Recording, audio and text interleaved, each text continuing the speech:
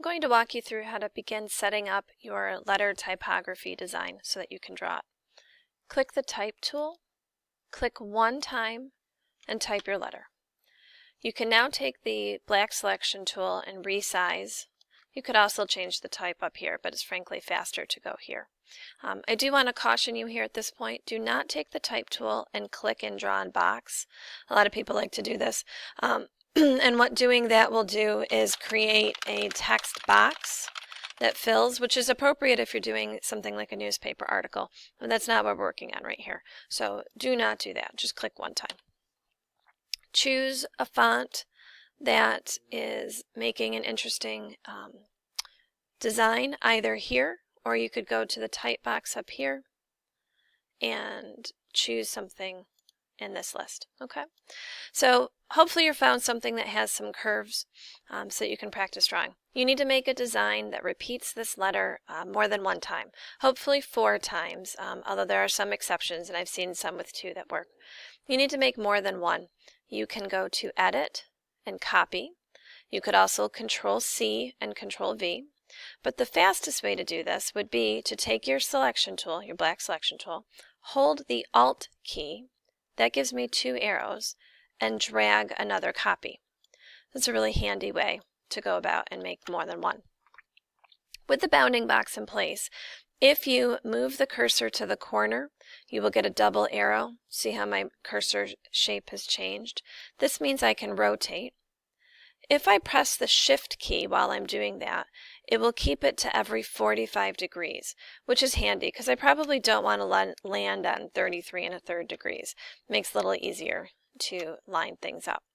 So you are going to create a design using your 4 letters.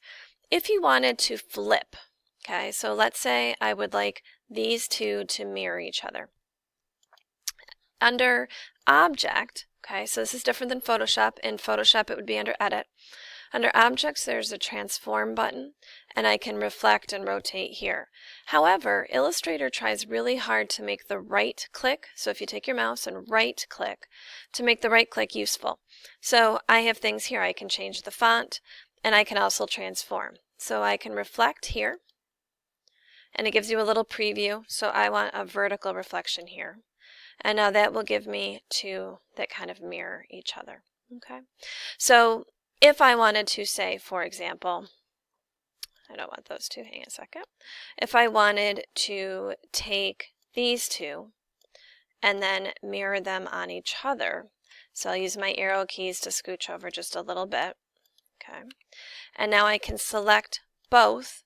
I can copy both at the same time, and I can reflect both at the same time.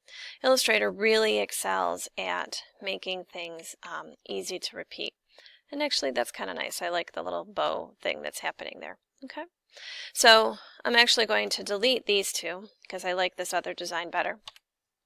And now I have my 4 letters repeated together as a design. Now if you haven't done anything else with your layers, you probably have all 4 of those letters just hanging out in one layer. So let's rename this layer by double clicking and calling it L Design. You are going to call it whatever your letter is. And now I can collapse this, and I'm going to make a new layer. This will be the place that I draw. I'm going to call mine L Drawing. The last step that we need to do is make these letters lighter and make it so I can't move them. So I'm going to click here on the little button, the circle at the end of the layer. This is going to allow me to come up to opacity and turn my opacity much down. Okay, you don't want it to be so light that you can't see, but you really want it to be quite a bit lighter. So 30 or 40 is usually pretty good. And then next to the eyeball is a gap. This is the lock. This is going to allow me to not touch or move or select these letters that I've made, which is what I want. I want them to be here so that I can see them, but I don't want to trace, or I don't want to move them. I just want to trace them. Okay. Notice though, if I take my pen tool now, I get this symbol. Okay, do you see the pen with the little circle and the hash mark? It's telling me that I am on a locked layer. Okay, so I'm going to move to a new layer, an open one. See, now my pen tool looks like normal. Okay. I'm going to make sure that I am working with a black stroke and a 0 fill. Okay, that's that red slash, that's what that means. And then find a obvious place to start. So maybe an intersection, a straight edge. So click one time, and then now try to match my line as best as I can and follow my line. Don't forget to click back on your anchor and then continue along.